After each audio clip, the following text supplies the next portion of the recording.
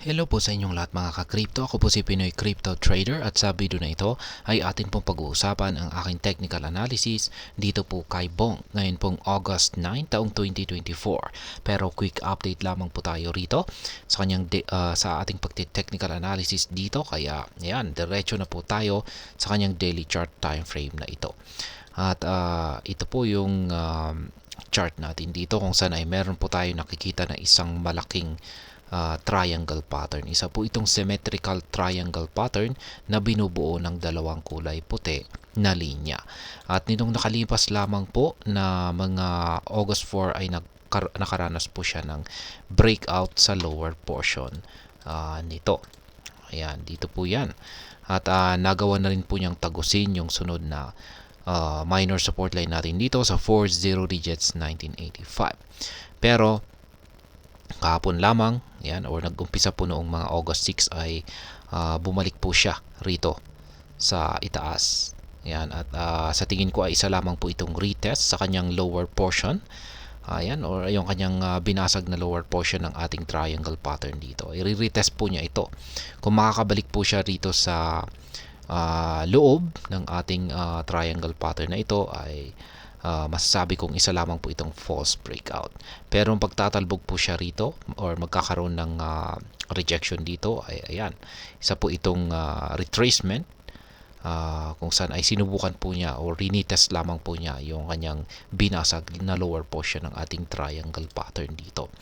Kaya ayan, yung nakikita ko po rito ay mukhang yung kanyang pagbagsak na ito ay sinundan lamang ng isang retracement, pero pagkatapos po niyan ay magpapatuloy po siya sa kanyang pagbagsak. Ayan, at dalawa po yung pwedeng ayan, posible pong umabot po siya hanggang dito kung matindi po talaga ang bearish momentum nitong si Bonk ay posibleng umabot po siya rito sa 50 digits 991. Yan, magdadagdag po siya ng isang 0 decimal digits kapag nangyari ito. Pero pag hindi naman po gaanong matindi yung bearish pressure ay hanggang dito na lamang po siya sa 40 digits 1449. Kaya yan po yung dalawang posibilidad na mangyari dito. Yan, maliban po dyan ay napaka-bearish pa rin po yung signal natin sa dalawang indicators natin dito.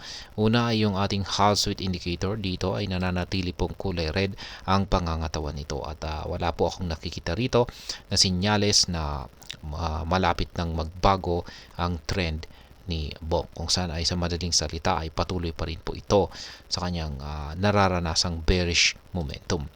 Yung ating QQE mode indicator ay ganun na rin po, napaka bearish na rin po yung signal natin dito.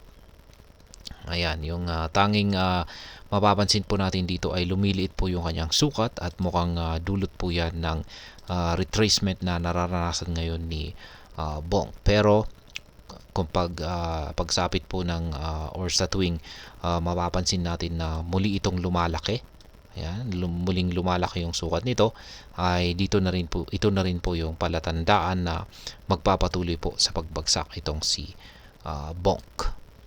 Kaya yan naman po yung aking nakikita rito sa ating indicator dito sa ating QQE mode indicator. Kaya ayan, pagdating naman po sa ating trades ay meron po tayong na-trigger dito na isang buy pending order nitong nakalipas pa po na August 4. Ayan, nakabili po ako dito. At dahil dyan ay kailangan po nating mag-set agad ng take profit or sell pending order dito naman po sa resistance line natin na 40 digits 2844. Kaya yan po yung ating yan po yung aking mga live spot trading positions dito po kay Bonk. At ayan, kung nais po ninyo kopyahin or sundan yung aking simpleng paraan dito kay Bonk ay malaya po kayong gawin yan. Kaya ayan, meron po akong 4 rito sa itaas na mga sell pending order, sell pending orders or take profit na nakatapat sa mga price levels ng ating mga resistance dito. At meron na lamang po akong dalawang buy pending order dito sa ibaba na nakatapat naman po sa mga price levels ng mga support line natin dito. Kaya ayan, gayahin po ninyo ito kung nais po ninyong sabayan ako sa aking pagtitrade dito kay Bonk, para kung pag umaangat po ang market price nito ay sabay-sabay po tayong nakakapag-take profit. Kapag bumabagsak ito ay sabay-sabay naman po tayong nakakapag-accumulate. At ayan, sa mga bago lamang po rito ay check na lamang po ninyo ang description ng video na ito para malaman kung anong platform at mga indicators ang ginagamit ko dito. At hanggang dito na lamang po tayo sa video na ito mga ka-crypto. Marami pong salamat sa panonood, ingat po tayo lagi at God bless po sa ating lahat.